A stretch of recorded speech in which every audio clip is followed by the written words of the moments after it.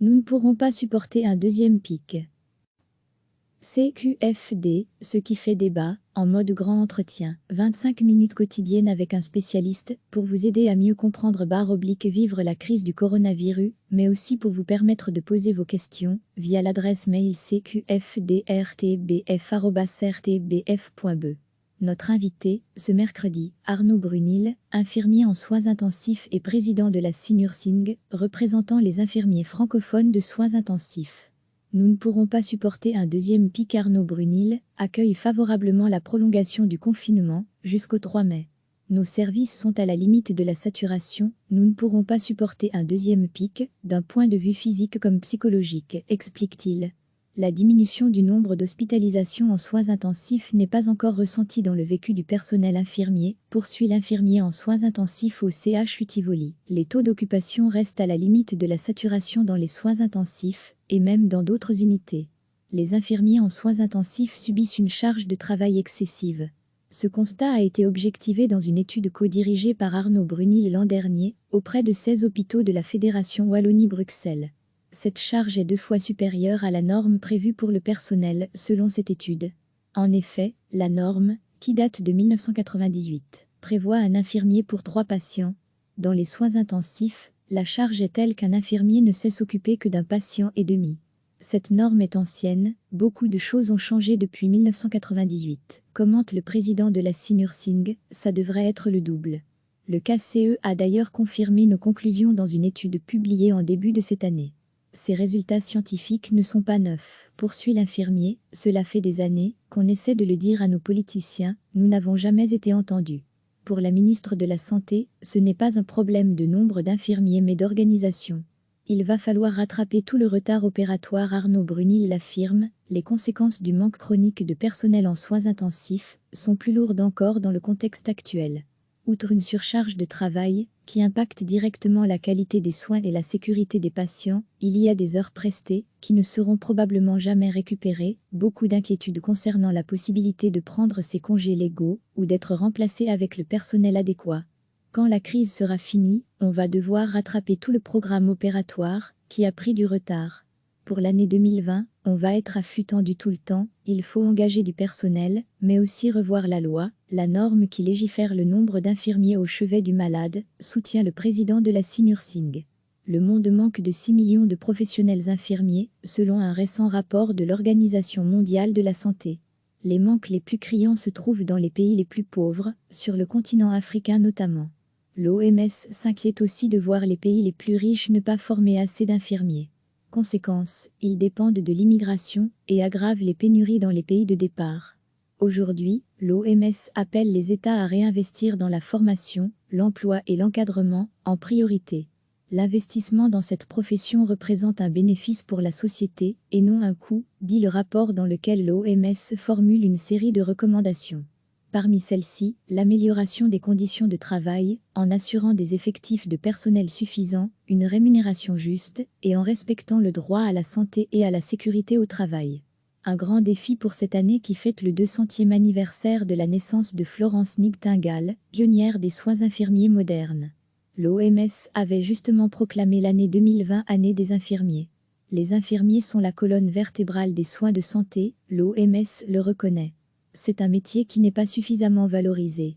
Un métier qui a profondément évolué ces 25 dernières années, qui reste passionnant et qu'il faut rendre attractif, conclut Arnaud Brunil. CQFD, ce qui fait débat, en mode grand entretien, chaque jour à 18h20 sur la première et à 20h35 sur la 3. L'entièreté de l'émission à revoir ci-dessous. Recevez chaque matin l'essentiel de l'actualité. CQFD, ce qui fait débat, en mode grand entretien, 25 minutes quotidiennes avec un spécialiste, pour vous aider à mieux comprendre vivre la crise du coronavirus, mais aussi pour vous permettre de poser vos questions, via l'adresse mail cqfdrtbf@rtbf.be. Notre invité, ce mercredi, Arnaud Brunil, infirmier en soins intensifs et président de la CNURSING, représentant les infirmiers francophones de soins intensifs. Nous ne pourrons pas supporter un deuxième pic. Arnaud Brunil accueille favorablement la prolongation du confinement jusqu'au 3 mai. Nos services sont à la limite de la saturation, nous ne pourrons pas supporter un deuxième pic, d'un point de vue physique comme psychologique, explique-t-il. La diminution du nombre d'hospitalisations en soins intensifs n'est pas encore ressentie dans le vécu du personnel infirmier, poursuit l'infirmier en soins intensifs au CHU Tivoli. Les taux d'occupation restent à la limite de la saturation dans les soins intensifs, et même dans d'autres unités. Les infirmiers en soins intensifs subissent une charge de travail excessive. Ce constat a été objectivé dans une étude co-dirigée par Arnaud Brunil l'an dernier, auprès de 16 hôpitaux de la Fédération Wallonie-Bruxelles. Cette charge est 2 fois supérieure à la norme prévue pour le personnel, selon cette étude. En effet, la norme, qui date de 1998, prévoit un infirmier pour 3 patients. Dans les soins intensifs, la charge est telle qu'un infirmier ne sait s'occuper que d'un patient et demi. Cette norme est ancienne, beaucoup de choses ont changé depuis 1998. Commente le président de la CNURSING, ça devrait être le double. Le KCE a d'ailleurs confirmé nos conclusions dans une étude publiée en début de cette année. Ces résultats scientifiques ne sont pas neufs, poursuit l'infirmier, cela fait des années qu'on essaie de le dire à nos politiciens, nous n'avons jamais été entendus. Pour la ministre de la Santé, ce n'est pas un problème de nombre d'infirmiers mais d'organisation. Il va falloir rattraper tout le retard opératoire, Arnaud Brunil l'affirme, les conséquences du manque chronique de personnel en soins intensifs sont plus lourdes encore dans le contexte actuel. Outre une surcharge de travail, qui impacte directement la qualité des soins et la sécurité des patients, il y a des heures prestées, qui ne seront probablement jamais récupérées, beaucoup d'inquiétudes concernant la possibilité de prendre ces congés légaux, ou d'être remplacé avec le personnel adéquat. Quand la crise sera finie, on va devoir rattraper tout le programme opératoire, qui a pris du retard. Pour l'année 2020, on va être à flux tendu tout le temps, il faut engager du personnel, mais aussi revoir la loi, la norme qui légifère le nombre d'infirmiers au chevet du malade, soutient le président de la CNURSING. Le monde manque de 6 millions de professionnels infirmiers, selon un récent rapport de l'Organisation mondiale de la santé.